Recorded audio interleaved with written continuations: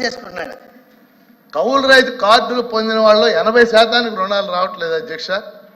మీ ద్వారా మంత్రి గారికి నా సూచన అనండి, ప్రశ్న అనుకునేవండి. దీనికి ఒక సూచన, సొల్యూషన్ ఏంటంటే భూమి మీద భూ యజమానికి సంతకం రుణం ఇచ్చి పంట మీద కౌలు రైతుకు రుణం ఇచ్చేలాగా ప్రభుత్వం ఏమైనా ఆలోచన చేస్తుందా? ఆ మేరకు బ్యాంకర్లతో మాట్లాడే అవకాశం ఉందా? ఈ రెండు అంశాలు మంత్రి గారు క్లారిఫై చేయాలని కోరుతున్నాను.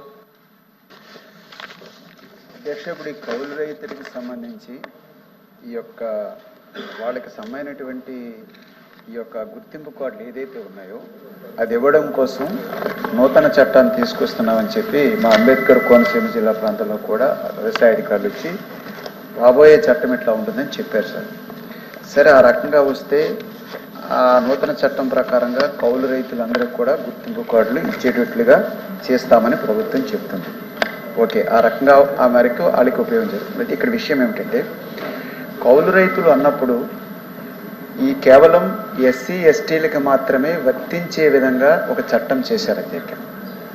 ఓసీ కౌలు రైతులు కూడా చాలామంది చేస్తున్నారు. వ్యవసాయం చేసే దగ్గర ఆ కౌలు రైతులకి కులం కేటగిరీ పెట్టి వాళ్ళని డిస్క్వాలిఫై చేయటం ఏం న్యాయం అని చెప్పి మేము డిఆర్సీ సమావేశంలో చాలా చోట్ల చెప్పాము. కానీ చట్టం అట్లా ఉందని చెప్పారు. అందువల్ల నూతన చట్టంలో ఈ సవరణ కూడా ఉండాలి. ఆ కౌలు రైతు ఎవరైనా ఆ కులాన్ని బట్టి కాకుండా కౌలు రైతుకి ఆ గుర్తింపు కార్డులు ఉండాలి. ప్రభుత్వ సహాయ కార్యక్రమాలన్నీ కూడా వాళ్ళకి వర్తించేటట్లుగా చూడాలి.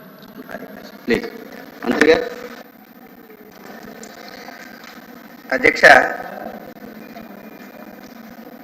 రాష్ట్రంలో 90% మంది వ్యవసాయాన్ని కౌలు రైతులు చేస్తున్నారు. ఇది అందరికీ తెలిసిన విషయం అధ్యక్ష.